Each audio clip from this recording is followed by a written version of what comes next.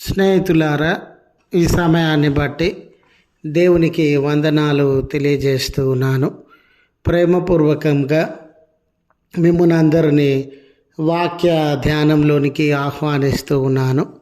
దేవుని సంబంధి అనే ఆలోచనను మీతో కూడా పంచుకోవడానికి ఇష్టపడుతూ ఉన్నాను కనుక దేవుని యొక్క వాక్యమును మీరు ముగింపు వరకు ఆలకించాలని మీ కుటుంబ సభ్యులతోనూ తోటి విశ్వాసులతోనూ ఈ వీడియో షేర్ చేసుకోవాలని మీ ప్రార్థన మనవులు ఎటువైనను కామెంట్స్ రూపంలో కానీ ఫోన్ కాల్ ద్వారా కానీ తెలియజేయాలని మనవి చేస్తూ ఉన్నాను.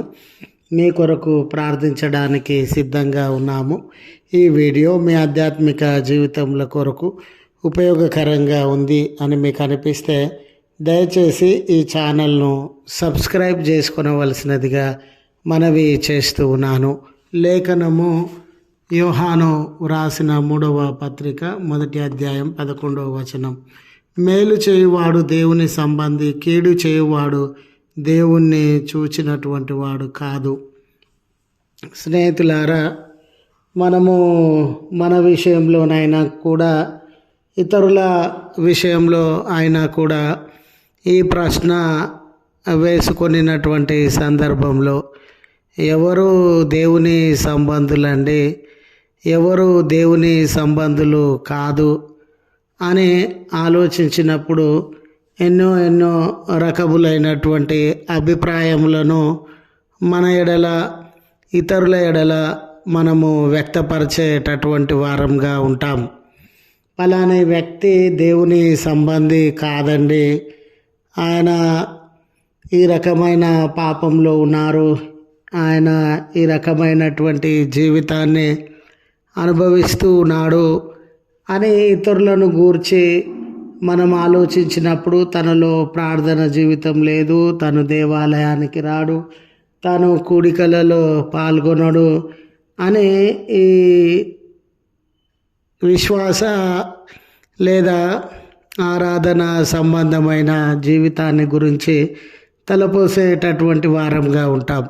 మరికొందరి విషయంలో వీరు చాలా చక్కగా దేవాలయానికి వస్తారండి, ఆరాధనలో పాల్గొనేటటువంటి వారుగా ఉంటారు, కార్యక్రమాలలో పాల్గొనేటటువంటి వారుగా ఉంటారు.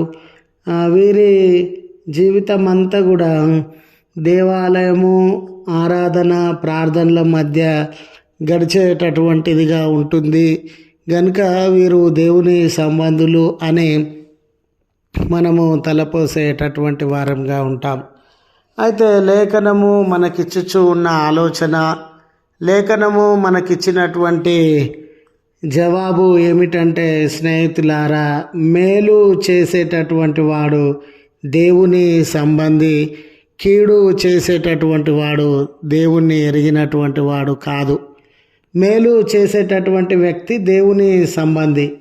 మనము ఎన్ని రకాలుగా ప్రార్థించినా భక్తి మనలో ఉన్నట్లు, విశ్వాసము మనలో ఉన్నట్లు ఎన్ని రకాలుగా నటించినటువంటి వారంగా ఉన్నా మన జీవితము ఇతరులకు మేలు చేయలేని జీవితంగా ఉండినట్లయితే, ఇతరులకు సహాయము చేయలేనటువంటి జీవితంగా ఉండినట్లయితే, మీరు చూడండి, మనము ఎన్ని రకాలుగా భక్తి కలిగిన వారంగా కనబడాలని ప్రయత్నించి ఇతరుల పట్ల అసూయ కలిగి, ద్వేషం కలిగి, వాళ్ళకి నష్టం కలగాలని, కష్టం కలగాలని, వారి జీవితంలో ఏదైనా ఆపద కలిగితే బాగుండు, వారు పతనమైపోతే బాగుండు అనే మనసు కలిగినటువంటి వారంగా ఉంటే మనము భక్తి ఉన్నట్లు ఎంతగా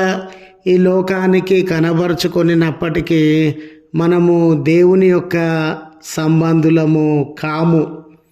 ఎప్పుడు మనం దేవుని సంబంధులం అంటే ఇతరులకు మేలు చేసే మనసు మనలో ఉండినప్పుడు, మన చుట్టూ ఉన్న జనాంగము, విశ్వాసులు, ఇరుగు పొరుగు వాళ్ళు మనము జీవించుచున్నటువంటి ఈ జీవితంలో ఏ ఒక్కరైనా సహాయాన్ని, ఏ ఒక్కరైనా ప్రోత్సాహాన్ని, ఏ ఒక్కరైనా ప్రేమను మనము జీవించినందువలన వాళ్ళకు ఏ రకమైనటువంటి మేలును మనము అందించినప్పుడే నిజమే పలాని వ్యక్తి వలన మాకు ఈ సహాయం దొరికిందండి, పలాని వ్యక్తి వలన ఈ మేలు మేము అనుభవించినామండి, పలాని వ్యక్తి ఉండడం వలన ఈ కష్టంలో, ఈ నష్టంలో, ఈ ఒంటరితనంలో, ఈ దుఃఖంలో, ఈ ఆపదలో, ఈ సమస్యలో మేము ఆదరింపబడినామండి, ఈ సమస్యలు బంధకాలలో వారు ఉండడం వలన మాకు మంచి జరిగిందండి అనే సాక్ష్యము మన జీవితాలలో ఉంటే మనము దేవుని సంబంధులమని జ్ఞాపకము చేయడానికి ఇష్టపడుతున్నాను.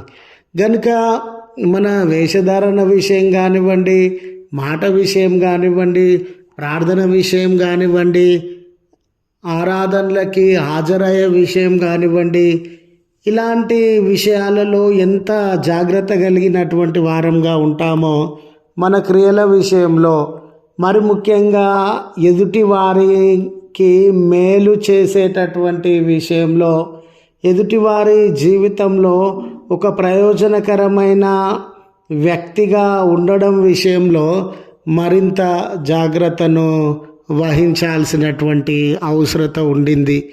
నీ వల్ల ఒక వ్యక్తి కన్నీరు విడిస్తే, నీ వలన నా వలన ఒక వ్యక్తి దేన్నైనా కోల్పోయినటువంటి వాడుగా ఉంటే, బాధింపబడినటువంటి వాడుగా ఉంటే, నిందలను అవమానములను పొందినటువంటి వాడుగా ఉంటే, ఒక వ్యక్తి అశాంతికి, ఒక వ్యక్తి కన్నీటికి, ఒక వ్యక్తి భయానికి, ఒక వ్యక్తి చింతకు నీ జీవితం నా జీవితం కారణంగా ఉంటే మనం దేవుని సంబంధులం కాదండి.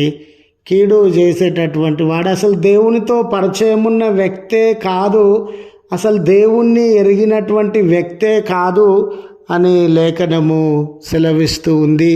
ఆ సత్యాన్ని మనం గ్రహించి మేలు జరిగించేటటువంటి వారంగా ఉండాలని గుర్తు చేస్తూ ఈ మాటలను ముగిస్తూ ఉన్నాను. ప్రార్థించుదము. కృపగల తండ్రి, ప్రేమగల మా రక్షక, మీ శ్రేష్టమైన నామమునకు వందనాలయ. మా అనుదిన జీవితంలో ఎవరిని కష్టపరచక, నష్టపరచక, ఎవరి దుఃఖానికి ఆపదకు లోను కాకుండా, చేతనైతే ఇతరులకు సహాయాన్ని, చేతనైతే ఇతరులకు మేలు చేసేటటువంటి స్వభావాన్ని మా జీవితాలలో అనుగ్రహించవలసినదిగా మనవి చేస్తూ ఉన్నాం. అయ్యా, మీ కృప, కాపుదల, సహాయాన్ని మాకు అనుగ్రహించండి.